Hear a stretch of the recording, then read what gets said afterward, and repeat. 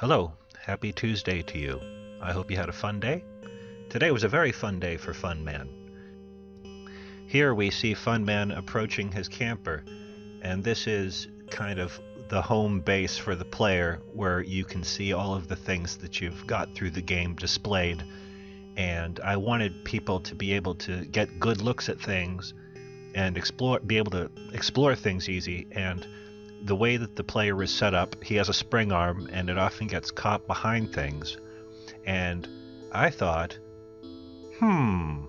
do I actually need the character in the scene? Yesterday I made this thing. It's called the Brain Trex. It's something you can get from Caldor's shop, and it sits above Funman's bed, and maybe it'll play neat animations or something when Funman is asleep.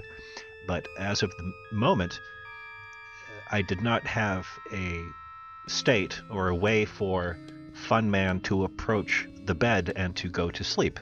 So I had the idea, well, what if I just make a GLB file of Funman sleeping that's always in the scene that can become visible when a certain event is triggered? And then I thought, do I want to have to mess with a transitional animation from my main character to this GLB that's already there? Or can I think of a more creative way to do it? So here's the Funman character as of today. It's got about 5,000 lines of code in them already, and it's got all of these different areas and things to contend with. And do I want to try to figure out how to get these things to play nice inside an enclosed area, or do I want to try something different? And I tried something different, yes I did. If I may introduce you to first-person Funman. Not all times in the game will all of the extras or battle stuff be necessary. Sometimes you can just explore and look at things. So this is an alternate version. This guy just has a camera.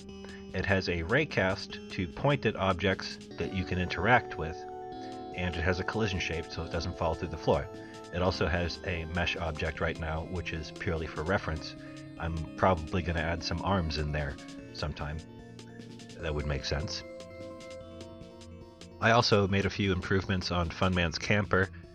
There was a time where I was very conscious of how big images, or the skins, the maps were, but I've thrown that away. Godot has proven to be very efficient with creating smaller versions of the maps. So now Funman's camper will have an antenna just in case he gets the Brain Trex, because that's an extra thing. Here's a shot of inside the camper that I took inside of Blender. Eventually this space will be full of every item that the player can get inside the game, and it will be invisible until the player gets it. So here we are outside the camper in third person, and once Funman enters the camper, it then becomes the first person view. The controls are very similar, except some of the actions don't work. You can't crouch.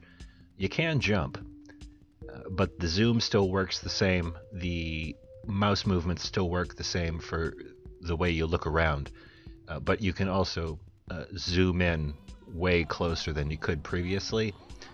So hopefully this will give the player an opportunity to get good looks at all the stuff, because I enjoy that in games, and I would imagine other people would too.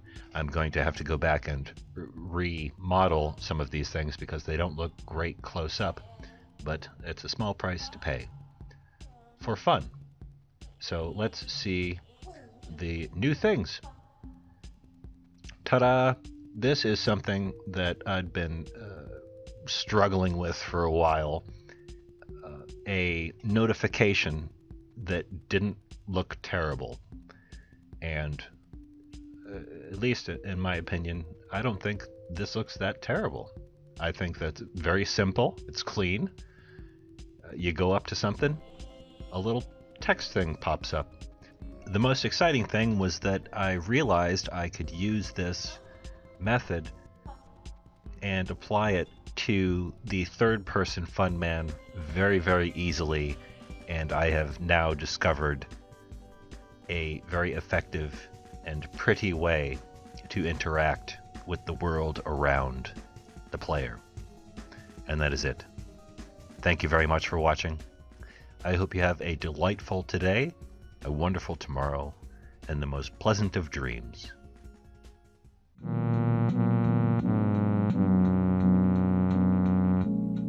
Thank you.